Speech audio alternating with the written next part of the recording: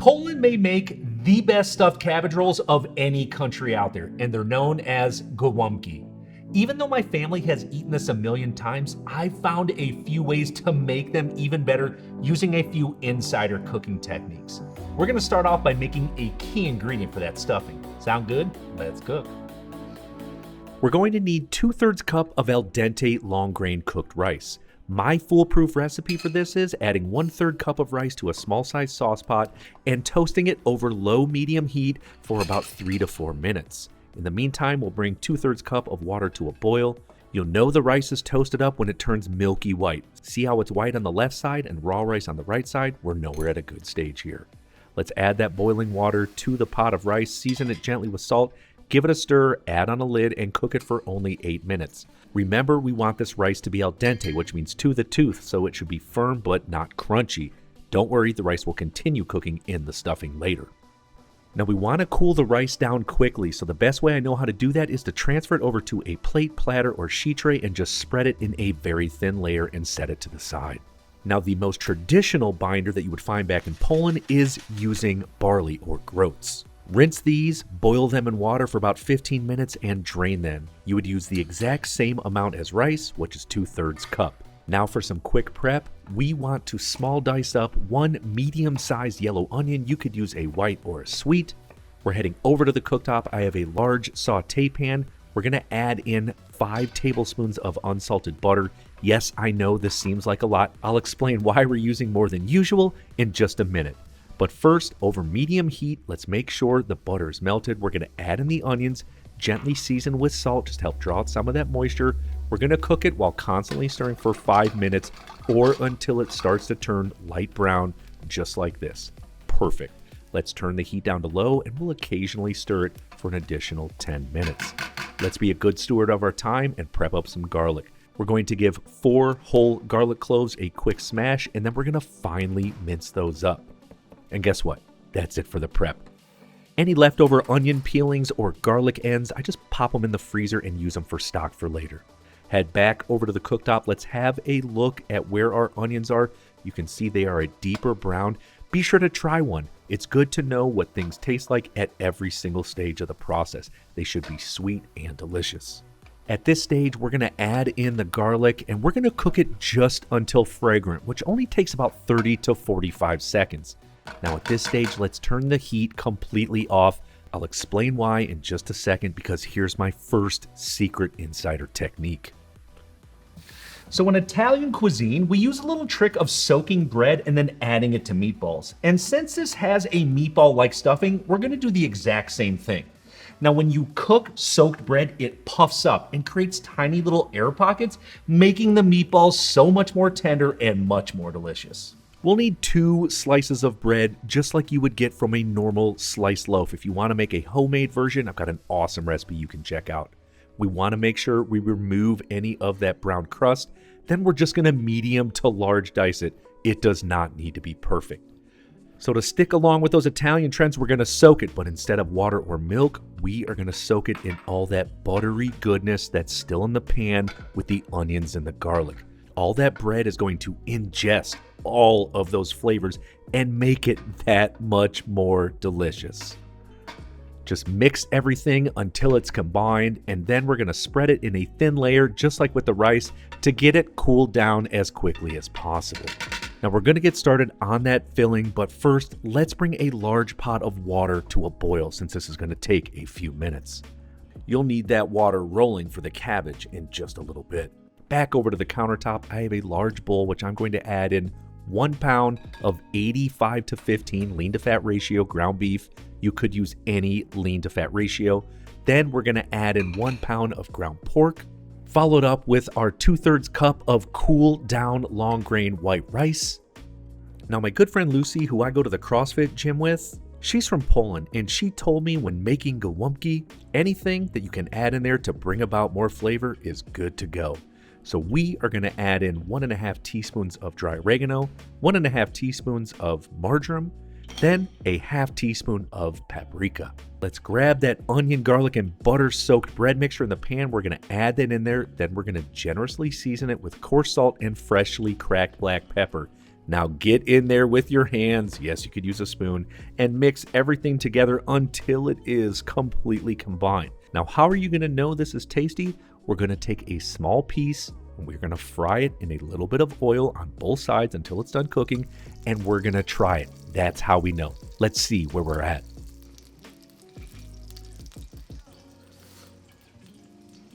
That's perfection right there. Now let's move on to the cabbage. Let's have a look at our water. It's boiling. Let's season it up enough with salt so that it is as salty as the ocean. This liquid will season up our cabbage to make sure even our outside cabbage roll is seasoned and delicious. Now for the cabbage, it's best to use a younger head of cabbage like this. It's sweeter and more tender. They will have bright green leaves that are a little bit looser on the outside. However, you can absolutely use just a regular head of mature cabbage that looks just like this, or another option, if it's all you have, a head of Savoy cabbage will absolutely work here. Any of these are good to go.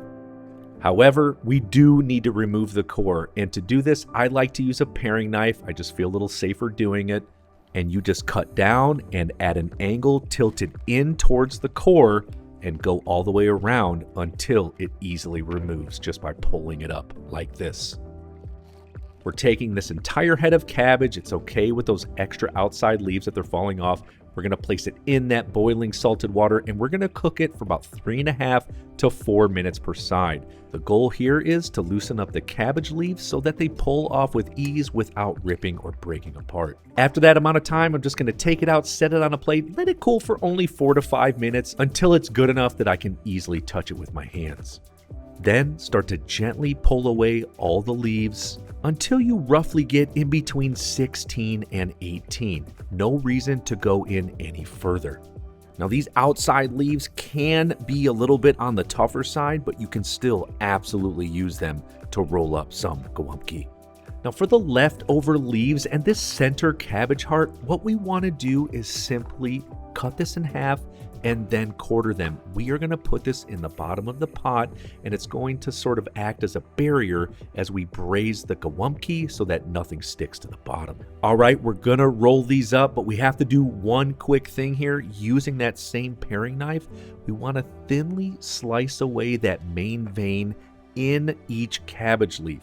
Doing this will allow it to roll up with ease without any of that leaf breaking off or sticking out too much. This is very easy to do and absolutely a necessity to get a nice tight roll.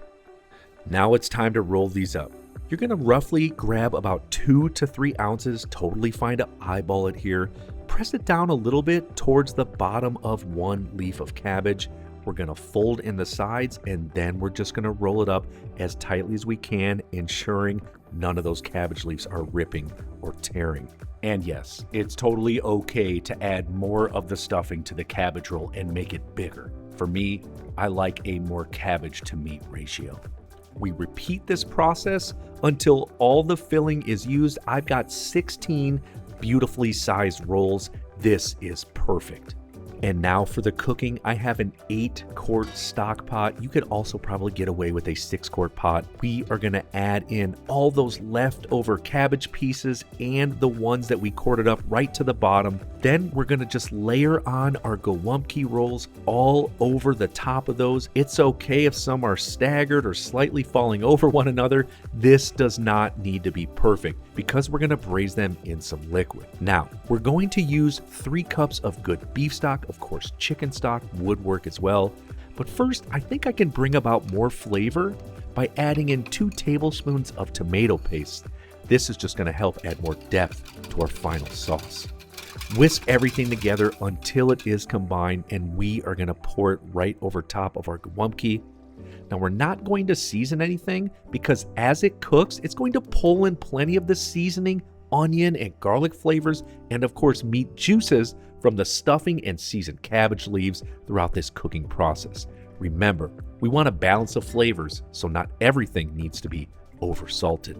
We are going to add on a lid and bring this to a boil, which is going to take about 10 to 15 minutes over high heat. Then we're going to come back and we're going to turn the heat down to low and let it simmer for about 45 to 50 minutes.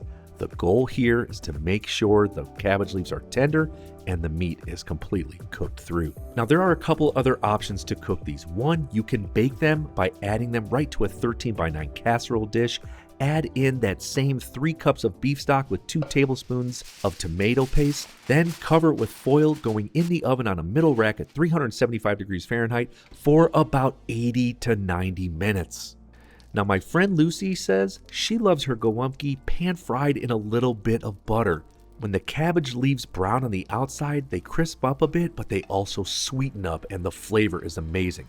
Then she simply serves these with some of that tomato sauce, which we're going to get to in a few seconds. All right, let's go back and have a look at our Golumpki that is braising. And first of all, the smells in here are insane. No joke. All right, now my second little insider technique is we are going to use some of this braising liquid to make a fantastic tomato sauce, but we need to drain it off. You can do this by using a smaller sauce pot lid and push it in there while the liquid drains off into a separate 5 to 6 quart pot. If you don't have a smaller lid, you could also put a little piece of foil in there to hold everything in place as well. Be sure to cover that Golumpki with the lid. These will stay warm for easily 45 more minutes. Now, we are going to add in 3 cups of tomato puree. I'm going to add a little half cup of water, swish it around to make sure I get all that tomato goodness out of the container. 1 bay leaf, and then a pinch, probably just 1/16 teaspoons of ground allspice. Gently season it with salt. We're going to crank the heat up to medium-high heat, and we are going to cook this for 15 minutes while occasionally stirring to help concentrate those flavors.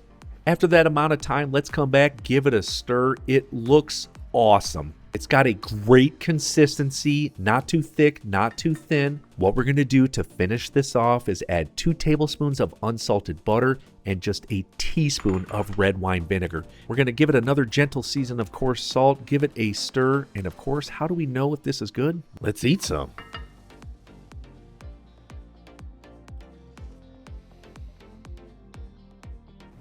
I want to drink it.